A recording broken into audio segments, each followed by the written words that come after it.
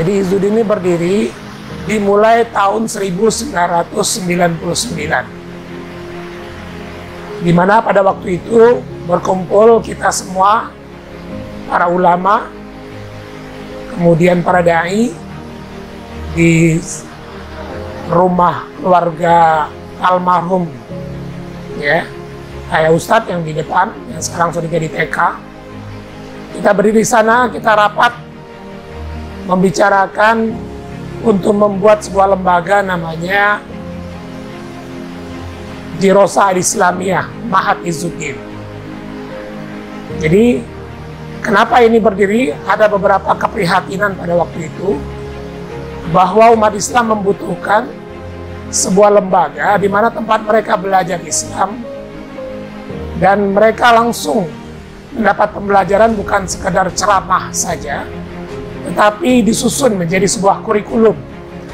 Jadi kita ingin membangun pemahaman keislaman itu mulai dari pemahaman mereka tentang Al-Quran Al-Karim, pemahaman mereka tentang masalah akidah, pemahaman mereka tentang hadis, tarbiyah al-islamiyah, saqafah al-islamiyah, ya, dan tentunya fikih ibadah dan seterusnya. Maka kemudian dibutuhkan sebuah lembaga.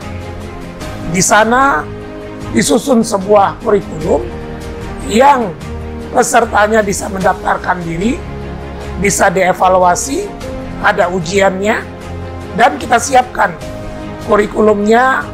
Kita susun dari kurikulum yang ada dari Al-Azhar University, dari Madinah, Universitas Islam Madinah. Kemudian juga kita coba lihat kebutuhan kaum muslimin, terutama di Palembang, akan pemahaman keislaman, sehingga mereka mendapatkan sesuai dengan kebutuhan mereka. Jadi Ma'had Izzuddin ini berdiri ya tahun 1999. Ya, pertama yang dibuat adalah lembaga dakwah Ma'had Izzuddin. Nah, alhamdulillah dari tahun 1999 dibuka, alhamdulillah mendapatkan respon yang luar biasa dari masyarakat kaum muslimin. Mereka kuliah di hari Sabtu dan hari Minggu sampai luar biasa, sampai ada 14 sampai 16 kelas di awal-awalnya. Jadi mahasiswanya sampai tahun 2002 itu bisa mencapai 2.000 orang mahasiswa. Nah, disinilah awal berdirinya Ma'had Izzuddin. Setelah berjalan Ma'had Dirosah Islamiyah, ya, jadi tempat belajar studi Islam di Ma'had Izzuddin, maka kita ini lagi berpikir, karena perkuliahan kan hanya berlangsung di hari Ahad dan hari Sabtu. Nah, dari Senin sampai Jumat kosong. Jadi kita punya kelas, kita punya masjid pada waktu itu. Nah, kosong di hari Senin sampai hari Jumat.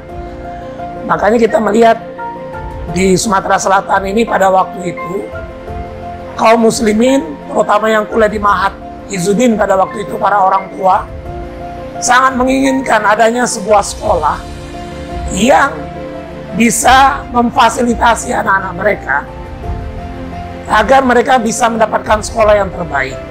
Karena terus terang kita prihatin, kaum muslimin sangat minim sekali bisa memiliki sekolah yang terbaik dari sisi ya kurikulum, dari sisi kemudian kualitas pengelolaan sekolah, dari sisi kemudian guru-gurunya yang mumpuni.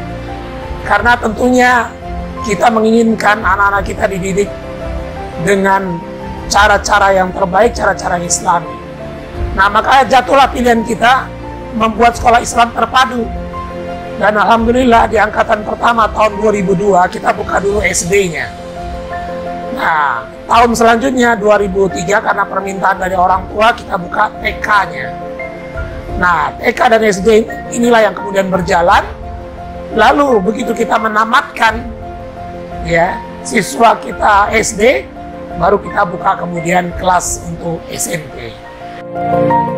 Ada kekhasan tersendiri sekolah Islam terpadu ini dibuat karena memang selama ini kaum muslimin terutama yang menengah ke atas biasanya mereka menyekolahkan anaknya bukan di sekolah-sekolah Islam yang terbaik, Bahkan mereka menitipkan anaknya di Xaverius, di Metodis, atau sekolah-sekolah yang tidak dikelola oleh kaum muslimin sendiri.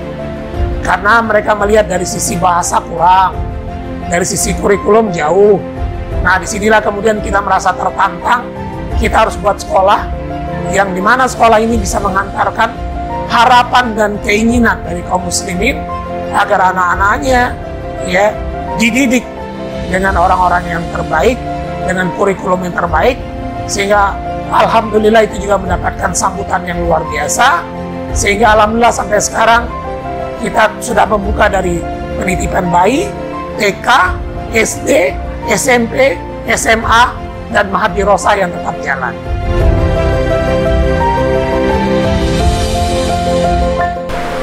Yang kita lihat memang alhamdulillah di usia ke-22 tahun Izzuddin ini, kita melihat bahwa selain Izzuddin pun, sekarang makin banyak, bahkan puluhan, bahkan hampir seratusan sekolah Islam terpadu berdiri di Sumatera Selatan. Ini menandakan bahwa kesadaran bahwa kaum muslimin harus terlibat dalam dunia pendidikan, harus terlibat mendidik generasi mereka sendiri, ya. Dan mereka yakin bahwa mereka bisa mengelola sekolah, dan kita bersyukur sekarang menjamurnya sekolah-sekolah Islam pertanda bahwa kesadaran keislaman itu semakin baik. Karena tidak akan mungkin Islam ini tegak kecuali dengan pendidikan. Karena Rasulullah Sallallahu Alaihi Wasallam itu ya mendidik sahabat-sahabatnya dengan arahan-arahan dari Allah SWT, ya, karena tidak mungkin Islam itu dijalankan oleh orang-orang yang tidak paham tentang Islam.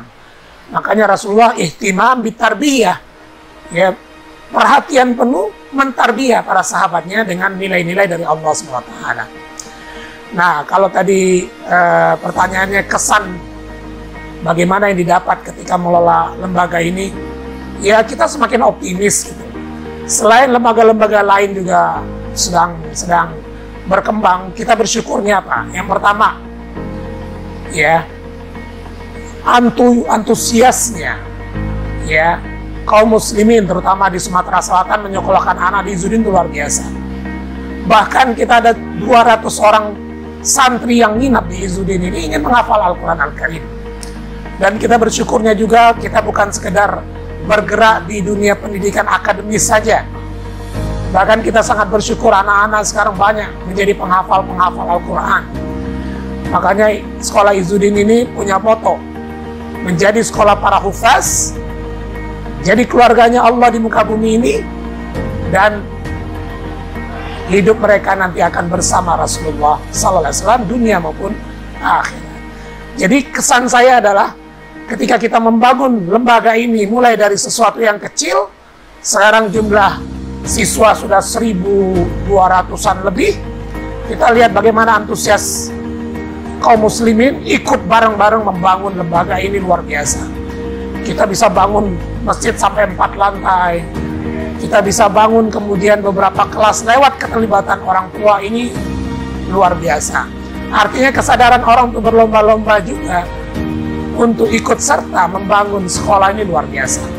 Nah, kami merasa optimis sehingga nanti kita lihat di mana-mana sekolah Islam ini semakin berkualitas dan menjadi alternatif yang menjadi pilihan nomor 1 bagi kaum muslimin di Sumatera Selatan dan Indonesia khususnya.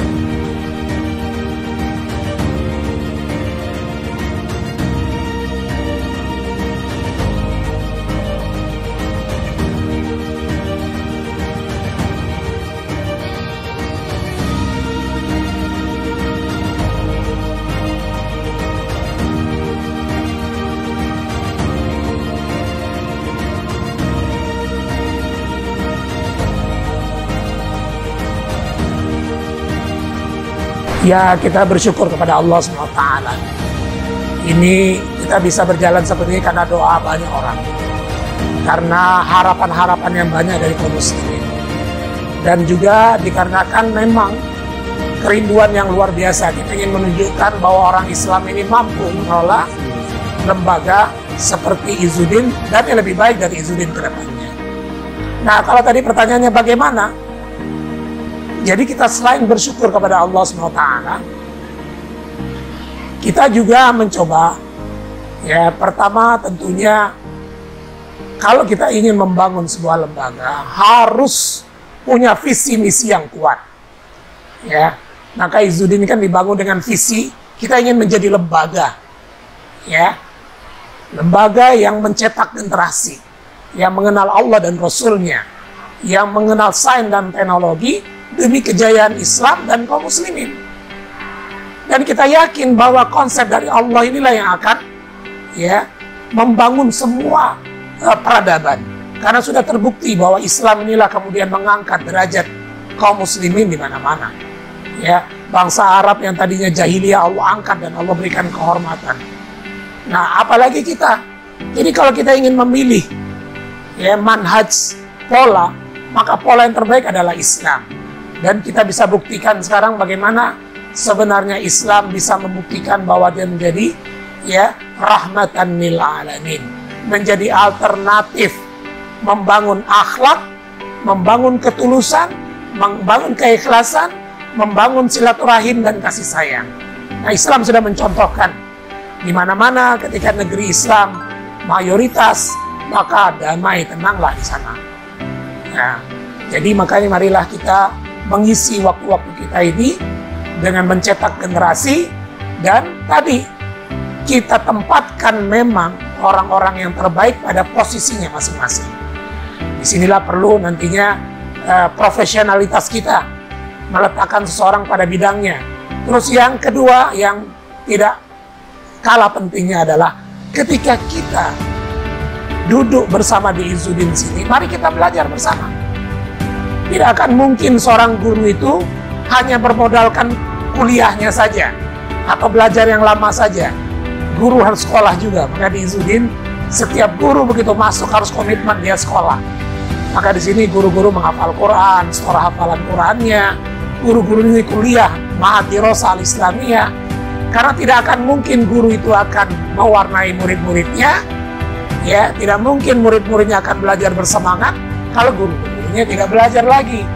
Jadi disinilah kelebihan dari Izzuddin, di mana gurunya sekolah juga, gurunya dievaluasi juga. Bahkan setiap 6 bulan gurunya akan ada ujian hafalan Qurannya. Inilah yang mungkin yang membuat kita di Izzuddin menjadi merasa bahwa kita harus menjadi lebih baik, lebih baik. Dan yang ketiga, yang terakhir, bagaimana para leader, para pemimpin di Izzuddin ini melayani. Melayani siapa? Ya para guru. Agar guru-guru nyaman, agar seluruh pegawai di sini merasa nyaman. Kita cukupkan maisahnya, pendapatannya. Kita perhatikan mereka, kita hargai dan berikan reward pada mereka yang berprestasi. Dan kita berikan training-training bagi mereka. Karena guru-guru ini butuh peluru-peluru ketika mengajar ke murid-muridnya. Maka